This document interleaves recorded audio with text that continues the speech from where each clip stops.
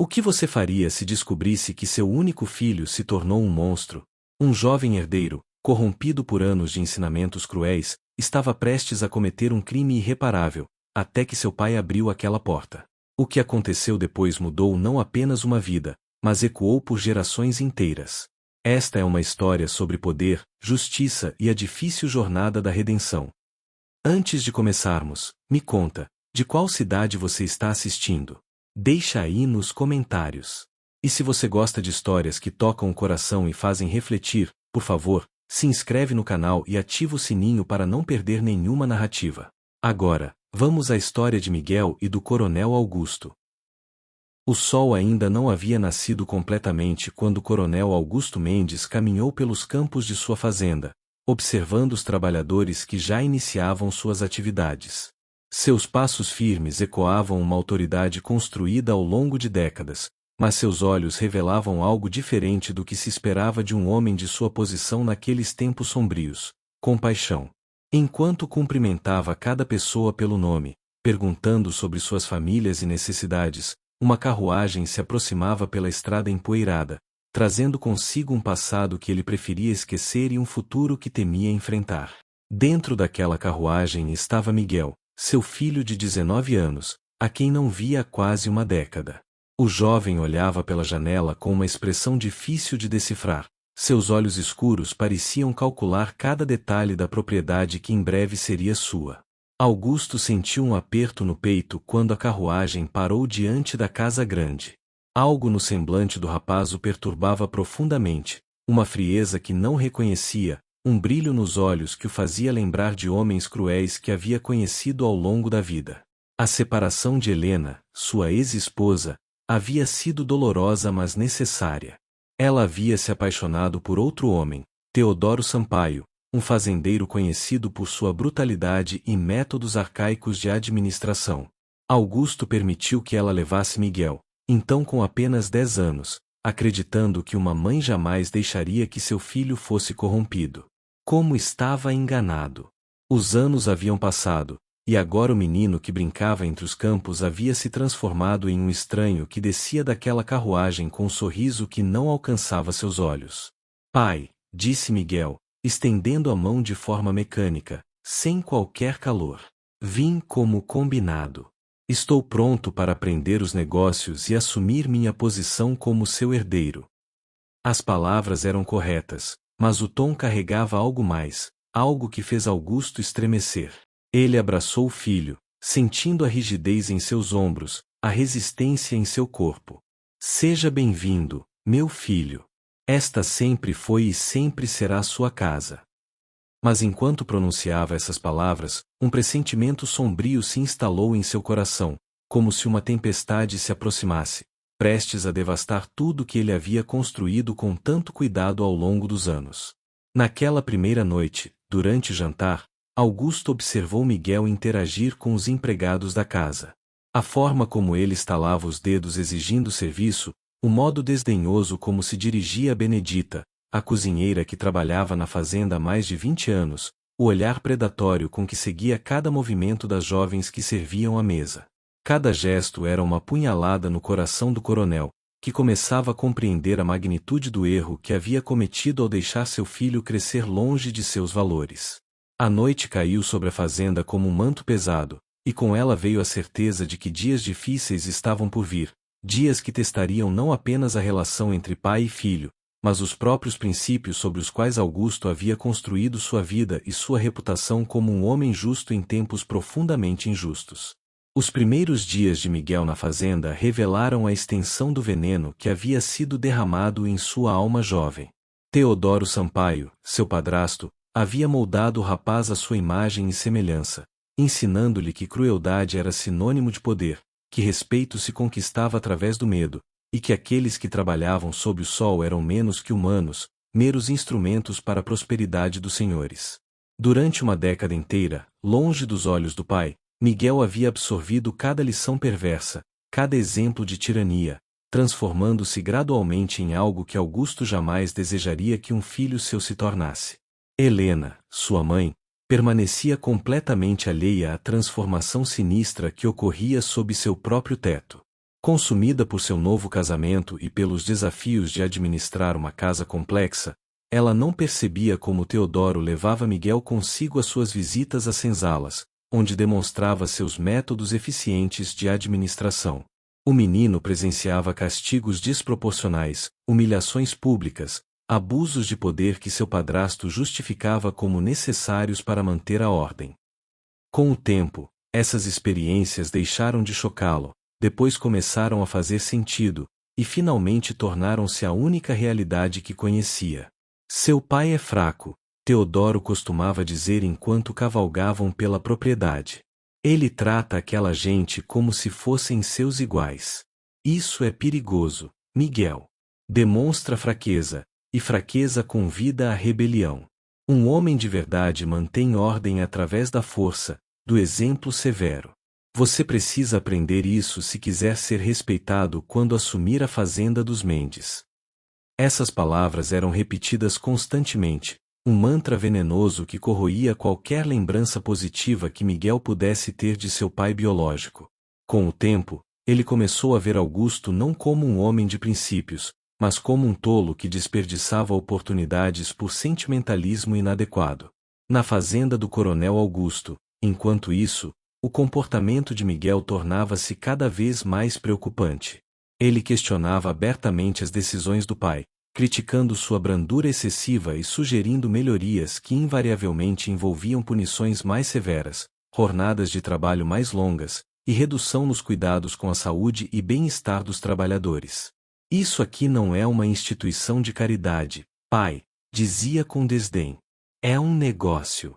E negócios precisam de disciplina rígida. Augusto tentava conversar, explicar sua filosofia, compartilhar as razões pelas quais tratava todos com dignidade, mas suas palavras pareciam ricocheteá-lo na armadura de indiferença que Miguel havia construído ao redor de seu coração. A frustração do coronel crescia, mas ele ainda mantinha esperança de que pudesse alcançar seu filho, de que ainda houvesse tempo para desfazer o que Teodoro havia feito. Era uma esperança que logo seria testada de forma dramática e irreversível. Foi em uma tarde abafada de março que tudo mudou irreversivelmente. Augusto havia saído cedo para resolver assuntos na cidade vizinha, uma viagem que deveria mantê-lo ausente até o entardecer. Miguel aproveitou a oportunidade, sentindo-se finalmente livre para agir conforme havia aprendido, sem a presença constrangedora do pai e seus valores antiquados. Ele observou os trabalhadores nos campos com olhos calculistas, planejando as mudanças que implementaria assim que a fazenda fosse oficialmente sua. Mas sua atenção foi capturada por uma jovem que trabalhava próxima à casa grande, carregando cestos de roupas limpas. Seu nome era Joana, tinha apenas 17 anos, e seus olhos traziam aquela mistura de dignidade e vulnerabilidade que despertou algo sombrio no jovem herdeiro. Miguel aproximou-se com passos deliberados, seu coração acelerado não por emoção genuína, mas pela embriaguez do poder que sentia pulsar em suas veias. Você, chamou em tom de ordem, fazendo Joana sobressaltar-se e quase derrubar o cesto que carregava. Largue isso e venha comigo. Tenho tarefas para você realizar. Havia algo em sua voz que fez o sangue de Joana gelar, um timbre que ela reconhecia das histórias que outras mulheres sussurravam à noite, histórias sobre fazendas onde filhos de senhores exerciam direitos que nenhum ser humano deveria ter sobre outro. Ela tentou recusar educadamente, alegando ter trabalho importante a terminar, mas Miguel não aceitaria negativa. Sua mão fechou-se com força ao redor do braço dela, apertando até que Joana soltou um gemido de dor. Não me faça repetir, disse ele, seu rosto a centímetros do dela, seus olhos brilhando com uma crueldade que havia aprendido do padrasto. Quando eu der uma ordem, você obedece. Imediatamente. Sem perguntas. Você entende? Joana assentiu, lágrimas começando a formar-se em seus olhos, seu corpo tremendo de medo. Miguel sorriu, aquele sorriso terrível que não tinha nada de humano, e começou a arrastá-la em direção à casa grande, especificamente para os aposentos que seu pai havia preparado para ele. Outros trabalhadores presenciaram a cena, seus rostos refletindo horror e impotência, sabendo que qualquer intervenção poderia resultar em consequências terríveis não apenas para eles, mas para suas famílias inteiras. Dentro do quarto, Miguel trancou a porta e empurrou Joana contra a parede, suas intenções tornando-se assustadoramente claras. Aqui você aprenderá qual é o seu lugar, declarou, suas mãos começando a rasgar o vestido simples que ela usava. Joana chorava abertamente agora, implorando, mas suas súplicas pareciam apenas alimentar a sensação de poder que dominava Miguel. Ele havia presenciado cenas semelhantes na fazenda de Teodoro, havia ouvido seu padrasto zombar de trabalhadores que tentavam proteger suas filhas e esposas, havia aprendido que esta era uma prerrogativa dos senhores, um direito que acompanhava a posição de proprietário. Na mente distorcida do jovem, o que estava fazendo não era errado, era simplesmente a ordem natural das coisas, o exercício legítimo do poder que nascerá para exercer. Mas o destino, ou talvez a providência, tinha outros planos para aquele momento terrível.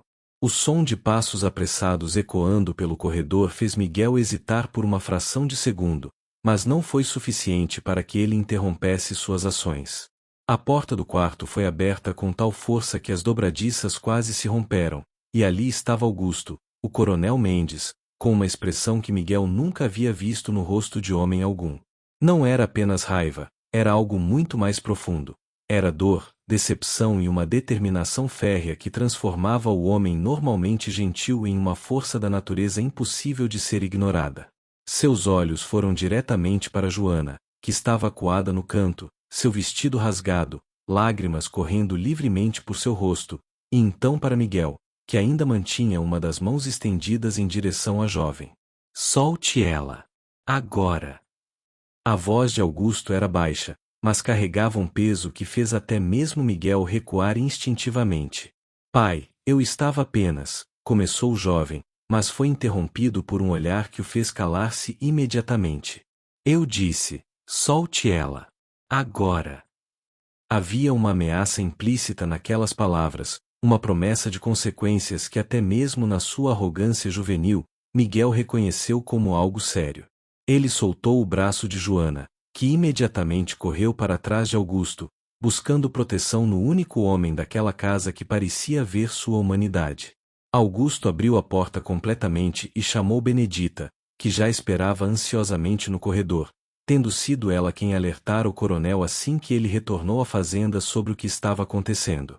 Leve Joana, cuide dela, chame o médico se necessário. E certifique-se de que ela saiba que está segura, que nada do que aconteceu aqui foi culpa dela, e que ela tem minha palavra de que isso nunca se repetirá. Benedita assentiu, envolvendo Joana em seus braços protetores e levando-a embora, mas não antes de lançar um olhar de profundo desprezo para Miguel, um olhar que dizia mais do que 1000 palavras sobre o que ela pensava daquele jovem que havia traído tudo que seu pai representava. Quando finalmente estavam sozinhos, o silêncio no quarto era ensurdecedor. Miguel tentou assumir uma postura desafiadora, cruzando os braços e erguendo o queixo, mas seu pai não se deixou intimidar. Sente-se, ordenou Augusto, apontando para a cama. Miguel hesitou, depois obedeceu, pela primeira vez sentindo algo que poderia ser confundido com medo ou talvez vergonha. Você tem ideia do que quase fez? Você compreende a gravidade do que eu interrompi? A voz do coronel tremia, não de fraqueza, mas de uma emoção contida com grande esforço.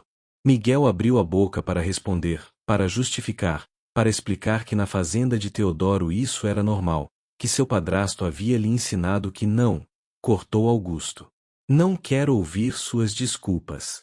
Não quero ouvir sobre o que você acha que tem o direito de fazer. Quero que você fique em silêncio e escute, realmente escute, talvez pela primeira vez na sua vida, o que um verdadeiro homem, um homem de honra, tem a dizer ao filho que quase se tornou um monstro. As horas que se seguiram foram as mais difíceis na vida de Miguel. Augusto falou com uma honestidade brutal sobre o que testemunhara, sobre o horror que sentiu ao perceber o que seu filho havia se tornado. Mas mais do que repreender, ele questionou, forçando Miguel a confrontar suas próprias ações de uma forma que Teodoro jamais havia feito. Por que você acha que tinha o direito de fazer aquilo com Joana? Perguntou, E quando Miguel começou a responder com as justificativas que havia aprendido, Augusto interrompeu novamente. Não me diga o que Teodoro ensinou. Me diga o que você realmente pensa. Olhe dentro de si mesmo, Miguel. No fundo da sua consciência, você realmente acredita que aquilo estava certo? Pela primeira vez em anos, algo começou a rachar na armadura que Miguel havia construído ao redor de si mesmo. Lágrimas surgiram em seus olhos, lágrimas que ele tentou conter mas que finalmente transbordaram enquanto seu pai continuava a falar, não com raiva agora, mas com uma tristeza profunda que era ainda mais difícil de suportar. Você é meu filho. Eu te amo mais do que a minha própria vida. Mas não vou permitir que você se transforme no tipo de homem que causa sofrimento deliberado a outros seres humanos. Se você não consegue entender isso, se você realmente acredita que poder te dá o direito de abusar dos vulneráveis, então falhei como pai de uma forma que nunca poderei perdoar a mim mesmo. Foi então que Miguel desmoronou. Entre soluços, ele começou a falar sobre os anos com Teodoro, sobre as coisas que havia visto, sobre como seu padrasto sistematicamente destruíra qualquer senso de empatia que ele pudesse ter desenvolvido. Ele falou sobre os castigos que presenciara, sobre como Teodoro forçava a observar punições brutais dizendo que isso tornaria forte, sobre como qualquer demonstração de compaixão era ridicularizada como fraqueza. Ele dizia que você era um tolo, pai. Que sua bondade era apenas covardia disfarçada. Que um verdadeiro homem não hesita em usar seu poder da forma que bem entender. Eu comecei a acreditar nele. Comecei a pensar que você estava errado e ele estava certo. Augusto sentiu seu coração partir ao ouvir aquelas palavras, mas agora ele compreendia. Seu filho não era naturalmente cruel. Havia sido sistematicamente corrompido por um homem que via a brutalidade como virtude. Miguel, disse ele, colocando uma mão no ombro do filho, você foi enganado. Alimentado com mentiras durante anos. Mas isso não absolve você da responsabilidade pelo que quase fez hoje.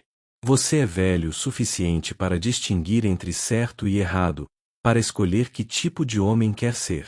E hoje você fez uma escolha terrível. Uma escolha que terá consequências. Ele fez uma pausa, organizando seus pensamentos. Mas eu também falhei com você. Falhei em protegê-lo dessa influência venenosa. Falhei em estar presente quando você precisava de um exemplo verdadeiro do que significa ser um homem de honra. Essa falha pesa sobre mim, mas não muda o fato de que você precisa enfrentar as consequências de suas ações, e mais importante, precisa decidir quem você realmente quer ser. Na manhã seguinte, Augusto convocou uma reunião com todos os trabalhadores da fazenda. Era algo sem precedentes, mas ele sentia que era necessário. Miguel estava ao seu lado, pálido e cabisbaixo, ainda processando a tempestade emocional da noite anterior. Joana estava presente também, agora vestindo roupas limpas, com curativos discretos onde Miguel havia ferido em seu braço. Seu rosto ainda mostrava sinais de trauma, mas havia também uma força nela, uma dignidade que se recusava a ser quebrada mesmo diante do horror que havia enfrentado. Augusto olhou para cada pessoa presente antes de começar a falar, sua voz clara e firme ecoando no silêncio matinal. Vocês todos merecem saber o que aconteceu ontem. Meu filho, Miguel, cometeu um ato terrível contra Joana. Ele abusou de sua posição, usou força para tentar violentá-la, e quase conseguiu causar um dano irreparável a uma pessoa inocente. Um murmúrio percorreu a multidão, rostos mostrando uma mistura de choque, raiva e, surpreendentemente, respeito pelo coronel que tinha coragem de expor publicamente as falhas de seu próprio filho. Não haverá encobrimento. Não haverá desculpas. O que ele fez foi errado, criminoso, e completamente contrário a tudo que esta fazenda representa. Miguel mantinha os olhos fixos no chão, seu rosto ardendo de vergonha enquanto ouvia seu pai expor seus crimes diante de todos. Parte dele queria correr, fugir daquela humilhação pública, mas outra parte, uma parte que estava começando a despertar depois de anos adormecida, sabia que aquilo era necessário, que era o mínimo que ele merecia depois do que havia feito. Augusto continuou: a punição será a seguinte: Miguel trabalhará nos campos por 3 meses, das mesmas horas e nas mesmas condições que todos vocês. Ele comerá a mesma comida, dormirá nas mesmas acomodações, e sentirá na própria pele o que significa fazer o trabalho que ele tão facilmente desprezou. Além disso, ele oferecerá suas desculpas pessoalmente a Joana, e caso ela aceite, dedicará uma parte de cada dia a servi-la de qualquer forma que ela considere apropriada, como uma pequena compensação pelo trauma que causou. Mas Augusto não havia terminado. E há mais. Vou enviar uma carta para Helena, a mãe de Miguel, revelando tudo o que aconteceu aqui e expressando minhas suspeitas sobre a influência de Teodoro Sampaio nesse comportamento. É hora de ela saber que tipo de homem ela escolheu como parceiro e que tipo de lições ele tem ensinado ao nosso filho. A determinação na voz do coronel era absoluta. Ele havia tomado uma decisão difícil, mas necessária. Não era apenas sobre punir Miguel, era sobre impedir que Teodoro continuasse a corromper jovens mentes, sobre expor a crueldade sistêmica que aquele homem perpetuava em sua própria fazenda. Era sobre justiça, não apenas para Joana, mas para todas as pessoas que sofriam sob o jugo de homens como Teodoro Sampaio, homens que confundiam poder com direito, força com virtude, crueldade com autoridade. Os 3 meses que se seguiram transformaram Miguel de formas que ele jamais poderia ter imaginado. No primeiro dia nos campos, suas mãos delicadas, acostumadas apenas a segurar rédeas e canetas, formaram bolhas que estouraram e sangraram sob o sol implacável. Seu corpo, habituado ao conforto, gritava em agonia a cada movimento. Mas mais do que a dor física, era a humilhação constante de realizar as tarefas que havia desprezado, lado a lado com as pessoas que havia olhado com desdém, que verdadeiramente o quebrava e o reconstruía. Durante esses meses, Miguel começou a ver aquelas pessoas não como instrumentos ou propriedades, mas como seres humanos completos, com histórias, sonhos, medos e esperanças. Ele ouvia Benedita cantar enquanto cozinhava, melodias que falavam de uma terra distante que ela mal se lembrava mas que ainda visitava em sonhos. Conheceu Tomás, um homem de 60 anos cujas mãos calejadas haviam trabalhado aquela terra por 4 décadas, que tinha netos que ele protegia com um amor feroz que Miguel começou a reconhecer como o mesmo amor que seu pai tinha por ele. E havia Joana, cuja força silenciosa diante de tudo o que havia sofrido era mais poderosa que qualquer demonstração de autoridade que Miguel havia testemunhado na fazenda de Teodoro.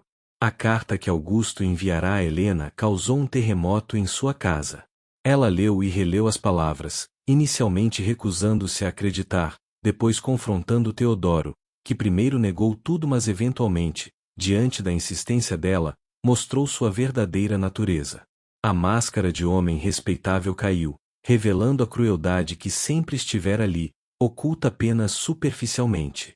Helena viu com horror próprio o monstro com quem havia compartilhado sua vida, o homem que havia corrompido seu filho, e tomou a decisão mais corajosa de sua vida. Ela reuniu evidências, falou com trabalhadores da fazenda de Teodoro que testemunharam suas atrocidades, e junto com Augusto, apresentou uma denúncia formal às autoridades. O julgamento de Teodoro Sampaio foi um escândalo que abalou toda a região. Testemunhas relataram anos de abusos sistemáticos, castigos desproporcionais, e crimes que chocaram até mesmo aqueles acostumados com as duras realidades daquele tempo. Teodoro foi condenado e preso, sua fazenda foi confiscada e posteriormente redistribuída. A queda de um tirano enviou ondas de choque através da comunidade, mostrando que mesmo em tempos difíceis, ainda havia espaço para a justiça, para que aqueles que abusavam de seu poder enfrentassem consequências. Helena, devastada mas determinada a fazer o que era certo, voltou para a fazenda de Augusto, não como sua esposa, mas como uma aliada na difícil tarefa de reconstruir o filho que ambos amavam mas que havia sido quase destruído pela influência venenosa de um homem cruel. Quando os 3 meses de punição terminaram, Miguel não era mais o mesmo jovem arrogante que havia chegado à fazenda. Seus olhos carregavam uma profundidade que não estava lá antes, uma compreensão de que o verdadeiro poder não vinha da capacidade de causar medo ou dor, mas da habilidade de inspirar respeito através de ações justas e tratamento digno. Suas mãos, agora calejadas como as dos outros trabalhadores, eram um lembrete constante da jornada que havia percorrido, das lições que havia aprendido através de sangue, suor e lágrimas. O momento mais importante dessa transformação veio quando Miguel, por sua própria iniciativa, pediu para falar com Joana. Ele havia cumprido sua punição de servi-la durante aqueles meses, mas aquilo havia sido ordenado por seu pai. Isso era diferente, era algo que vinha dele mesmo. Eles se encontraram no jardim da Casa Grande, um local neutro onde Joana poderia se sentir segura. Eu sei, começou Miguel, sua voz tremendo ligeiramente, que nenhuma palavra que eu diga pode desfazer o que eu fiz. Sei que o perdão não é algo que eu possa exigir ou mesmo pedir razoavelmente. Mas eu precisava que você soubesse que eu entendo agora.